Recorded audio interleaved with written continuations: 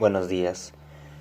Hoy les vengo a hablar sobre la época colonial en México por Francisco Gabriel Martínez Briones. Esto inicia en 1521 tras la batalla y la conquista por Hernán Cortés y la caída del Imperio Mexica en agosto de 1521 y termina en 1821 con la consumación de la independencia. Y así fundaron la Nueva España, nombre que los conquistadores le dieron a la actual Ciudad de México. También se conoce esta etapa como el nombre del virreinato, porque el país durante el tiempo que duró fue gobernado por un representante del rey de España que tenía el título de virrey.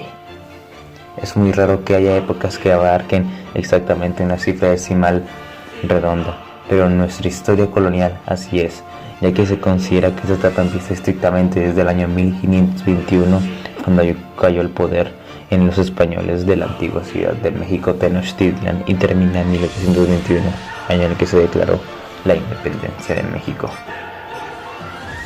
Así pues, el periodo de la colonia abarca 300 años y está usualmente dividido en 3 periodos. El primero y más antiguo es el que corresponde al siglo XVI y corresponde a todo lo que pasó en la Nueva España desde 1521 a 1600. El segundo, el del siglo XVII, que comprende lo que sucedió entre 1601 y 1700. Y finalmente el tercero y último, el del siglo XVII mexicano, y que va de 1701 a 1800.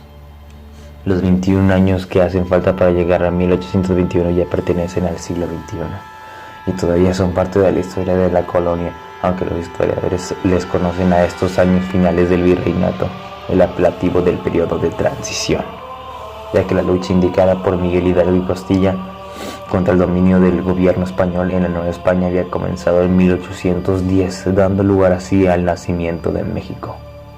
La importancia de la época de la colonia es determinante tanto para la historia de nuestro país como nación independiente como para la historia de todo Occidente, ya que a partir de ese momento América entró a formar parte del mundo que hasta entonces conocían los europeos. La época de la colonia de la religión católica ganó nuevos e importantes territorios. Cambió el lenguaje, la traza de las ciudades, las manifestaciones culturales y artísticas, y se inició el mestizaje, es decir, la mezcla entre los conquistadores y los conquistados, combinación que definió el carácter actual que tienen hoy todas las naciones llamadas latino o hispanoamericanas. Para entender la complejidad de la época de la colonia, habría que analizar en un principio 2 tipos de dominaciones españolas, la conquista militar y la conquista espiritual.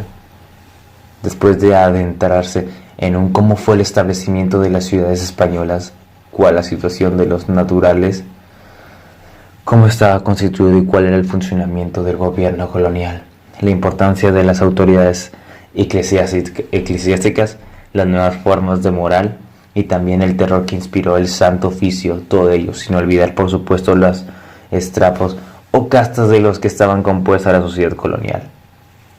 No menos importante fue por supuesto el arte y la cultura, que cada siglo XVI, XVII y XVIII tuvo manifestaciones particulares, la vida cotidiana y el surgimiento del criollismo, de donde salió el conjunto de hombres particulares que finalmente habría de terminar con la colonia y con la dependencia que de España tenía México antes de llamarse como hoy se llama.